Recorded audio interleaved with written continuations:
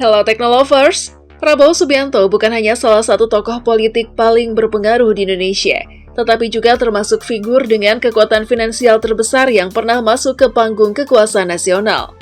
Kekayaannya kerap dibicarakan, namun seringkali hanya di permukaan. Angkanya disebut, asetnya disinggung sekilas, lalu pembahasan berhenti. Kali ini kami mencoba melangkah lebih jauh, bukan sekedar memamerkan angka, tetapi mengurai sumber, struktur, dan makna kekayaan Prabowo. Termasuk koleksi kendaraan pribadinya, dari pesawat, helikopter, hingga mobil mewah dalam konteks kekuasaan, bisnis, dan sejarah politik Indonesia. Dalam politik, kekuasaan bisa datang dari suara rakyat. Dalam bisnis, kekuatan lahir dari modal. Namun ketika keduanya bertemu dalam satu sosok, publik mulai bertanya, seberapa besar pengaruh yang sebenarnya dimiliki orang itu? Nama Prabowo Subianto berada tepat di titik temu tersebut. Seorang mantan jenderal, pengusaha besar, dan kini pemegang kekuasaan tertinggi di negara. Lalu muncul pertanyaan yang tak pernah benar-benar hilang. Dari mana kekayaan Prabowo berasal? Seberapa besar nilainya? Dan bagaimana aset-aset itu digunakan? Bagian 1. Latar keluarga. Elit sejak awal. Prabowo tidak lahir dari ruang kosong. Ia berasal dari keluarga elit ekonomi dan intelektual Indonesia. Ayahnya Sumitro Joyo Hadikusumo adalah ekonom papan atas yang pernah menduduki jabatan penting di berbagai era pemerintahan, dari Orde Lama hingga Orde Baru. Langkah keluarga ini memberinya akses pendidikan kelas dunia, jaringan internasional sejak usia muda, pemahaman ekonomi makro dan geopolitik. Artinya, bahkan sebelum karir militernya dimulai, Prabowo sudah berdiri di level yang tidak pernah dijangkau mayoritas rakyat Indonesia. Nama penting dicatat. Kekayaan Prabowo hari ini tidak bisa dijelaskan hanya lewat faktor keluarga. Ada fase-fase lain yang jauh lebih menentukan. Dari militer ke bisnis. Setelah meninggalkan militer, Prabowo melakukan langkah yang jarang dibahas secara mendalam. Membangun kerajaan bisnis di sektor-sektor strategis.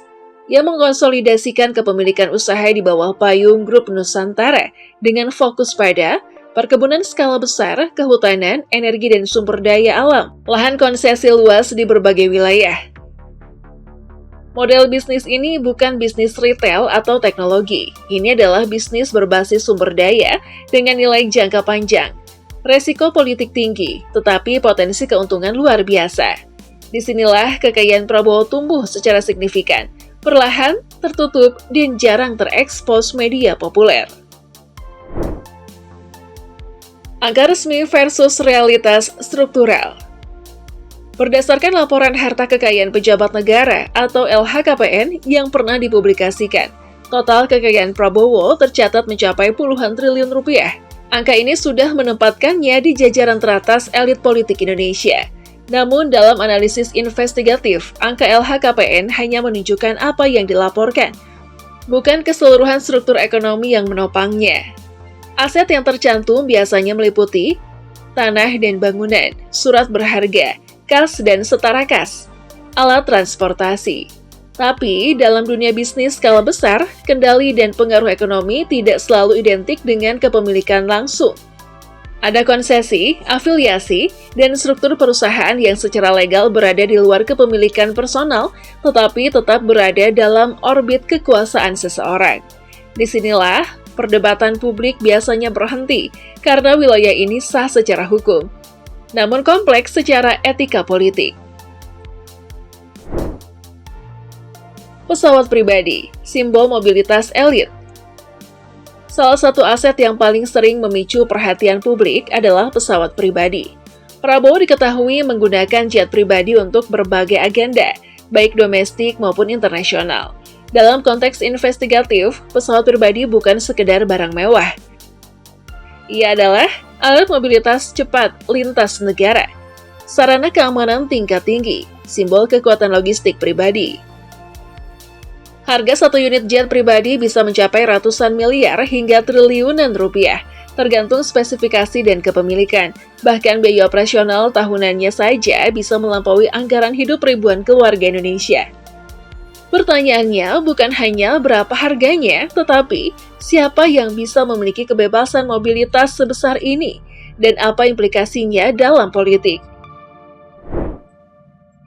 Bagian 5. Helikopter, akses ke wilayah yang tak terjangkau. Selain pesawat, Prabowo juga kerap dikaitkan dengan penggunaan helikopter. Dalam bisnis sumber daya alam, helikopter bukan barang mewah, melainkan alat kerja.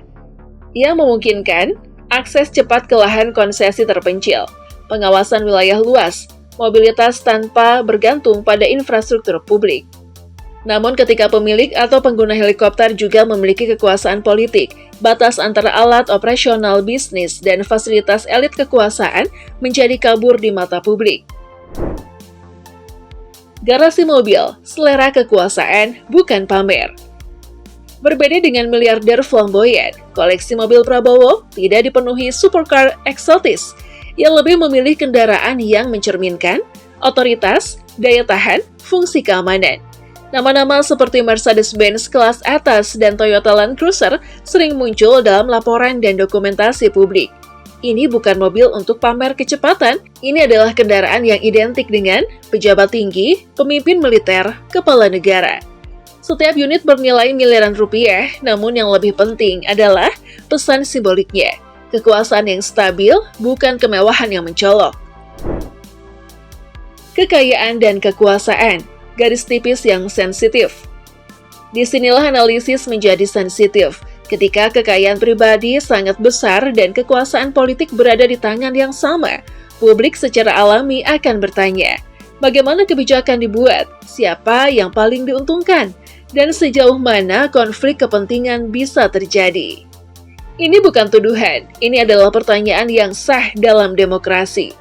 Prabowo secara formal melaporkan kekayaannya, namun transparansi administratif tidak selalu menjawab kekhawatiran struktural tentang konsentrasi kekuasaan dan modal.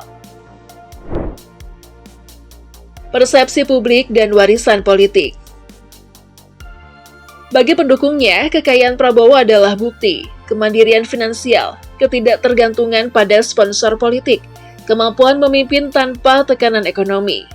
Bagi pengikutnya, kekayaan itu justru menimbulkan kekhawatiran, jarak dengan realitas rakyat, potensi bias kebijakan, dan konsolidasi kekuasaan elit.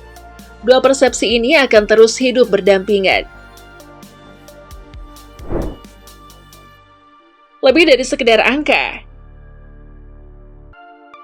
harta kekayaan Prabowo Subianto bukan sekedar deretan aset, ia adalah cermin dan sejarah panjang elit Indonesia, tempat militer, bisnis, dan politik saling bertaut. Dari jet pribadi, helikopter, hingga garasi mobil mewah, semua itu bukan hanya soal kemewahan, melainkan soal siapa yang memiliki akses, kendali, dan pengaruh.